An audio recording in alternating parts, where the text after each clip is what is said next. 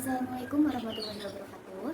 Saya Yudhistira Eka Putri dari kelas 6C, Pendidikan Bahasa dan Sastra Indonesia, Universitas Singapura Bangsa Karawang, akan melakukan simulasi pengajaran dalam kelas pembelajaran bahasa Indonesia dengan materi tes deskripsi SMP kelas 8. Assalamualaikum warahmatullahi wabarakatuh. Apa kabar murid-murid? Sebelum memulai pembelajaran, alangkah baiknya kita berdoa dulu sebelum belajar. Berdoa dipimpin oleh Bapak. Silahkan.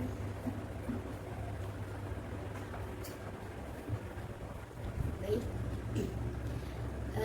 Ibu akan absensi dulu ya. Yang hadir boleh angkat tangan. Ika Fiana, Nuki Harfianti, Mira Nursilawati, Iksanuddin. Oke, hadir semua ya. Sebelum masuk ke materi, Ibu akan memberikan sebuah cerita menunjukkan motivasi untuk kalian. Tolong disimak baik-baik ya. Jadi ada dua pemuda, setelah makan siang dia menyusuri jalanan. Tiba-tiba dari arah yang berlawanan dia melihat seorang perempuan tua berpakaian sederhana menghampiri mereka sambil menenteng beberapa kantong plastik berisi sayuran. Maaf tuan, mau beli sayuran ini? Saya sendiri yang menanam dan memetiknya, kata si nenek tua itu. Sambil tangan keriput mengulurkan beberapa kantong plastik berisi sayur mayur. Setelah menatap si nenek sebentar, tanpa basa-basi, teman pemuda itu langsung mengeluarkan dompet dan membayarnya. 3 kantong plastik sayuran pun berpindah tangan. Terima kasih tuan, semoga tuan diberi kelancaran dalam rezeki. Dengan suara bergetar terharu, si nenek menggenggam erat uang jualannya. Setelah nenek itu berlalu, si pemuda bertanya keheranan kepada kawannya. Kamu benar mau makan sayuran ini? Kamu lihat sendiri kan, sayur itu sudah layu dan mulai kuning, ada ulatnya lagi. Sambil mengamati kantong-kantong sayuran yang baru dibelinya, temannya itu menjawab, ya, kamu benar, sayuran ini kelihatannya memang kurang layak dimakan. Loh, tadi kenapa kamu langsung membelinya? Karena kalau aku tidak membelinya, sepertinya tidak akan ada orang yang mau membelinya. Kasihan si nenek tidak dapat penghasilan. Pemuda itu terhenyak kagum atas kebaikan temannya itu. Segera, ia berbalik mengejar si nenek untuk melakukan hal yang sama. Sambil berlinang air mata, nenek penjual sayur berucap, anak muda, terima kasih. Nenek tahu, kalian membeli sayur ini mungkin karena kasihan melihat nenek. Sayurannya memang kurang segar, tapi kalau bukan kalian, tidak ada yang mau membelinya. Uang ini sungguh sangat berarti untuk membeli obat untuk cucu nenek yang sedang sakit. Semoga Tuhan membalas kebaikan kalian. Nah, segitu ceritanya. Sebelum memulai pembelajaran, Ibu mau nanya dulu. Kemarin kita membahas tentang apa? Materi apa?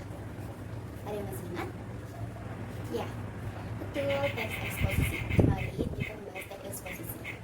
Sudah pada paham kan? Jadi kita sekarang masuk ke materi baru, yaitu materi teks deskripsi. Sebelumnya, Ibu mau memberitahu kompetensi inti dan kompetensi dasar dalam materi ini. KI1-nya memahami pengetahuan berdasarkan rasa ingin tahu tentang ilmu pengetahuan, teknologi, seni, budaya terkait fenomena dan kejadian tampak mata. KI2 mencoba mengolah dan menyaji dalam ranah konkret menggunakan mengurai, merangkai, memodifikasi dan membuat, dan ranah abstrak sesuai dengan yang dipelajari di sekolah dan sumber lain yang sama dalam sudut pandang atau teori.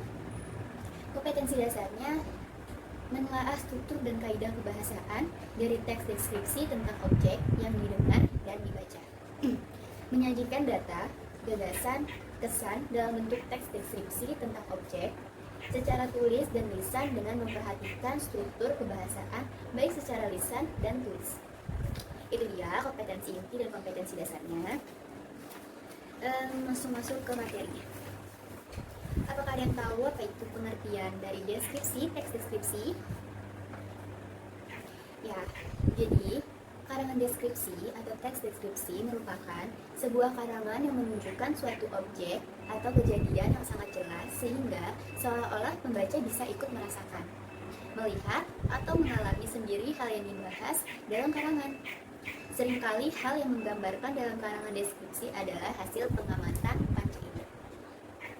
Nah, itu dia pengertiannya. Selanjutnya, ciri-ciri karangan deskripsi itu apa? Ciri-cirinya itu, karangan menggambarkan sebuah objek yang nyata atau bisa diterima oleh panca indera.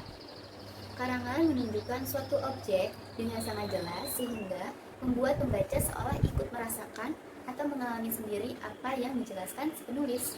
Yang ketiga, karangan mempunyai sifat objektif. Dengan bahasa lain, penulis menunjukkan sebuah objek atau benda secara nyata dan apa adanya, tidak berpihak. Yang keempat, yang terakhir, karangan dibuat dengan metode impresionistis atau subjektif, realistis, objektif, atau dari sikap penulis. Cara membuat karangan deskripsi itu apa?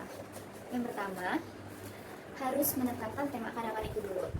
Setelah itu, tujuannya dan mengumpulkan informasi mengenai temanya, merancang kerangka karangan, melakukan pengembangan kerangka karangan, dan yang terakhir, langsung deh melakukan penyuntingan karangan. Nah, fungsi karangan deskripsi itu, fungsinya itu apa? Fungsinya adalah sebagai sarana untuk mengetahui gambaran tentang objek yang sedang dijelaskan, memberi arahan tentang suatu objek yang sedang dibahas, penjelasan akan objek itu sendiri, menceritakan peristiwa tentang objek yang sedang dibahas, dan agar pembaca bisa merasa seolah-olah merasakan atau melihat ke dalam wacana objek yang sedang dibahas. Nah, nanti Ibu akan membagikan contoh karangan deskripsi itu apa. Jadi kalian bisa mengamati dan nanti akan ada tugas untuk menganalisisnya dan membuat karangan deskripsi. Baik, pembelajaran hari ini telah selesai. Besok kita akan mengulas kembali materi teks deskripsi pada pertemuan selanjutnya. Dan jangan lupa tugasnya dikerjakan. Untuk ketua kelasnya silakan dipimpin doa.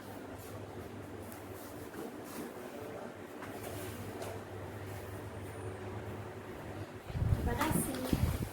Assalamualaikum warahmatullahi wabarakatuh. Sampai berjumpa di pertemuan selanjutnya.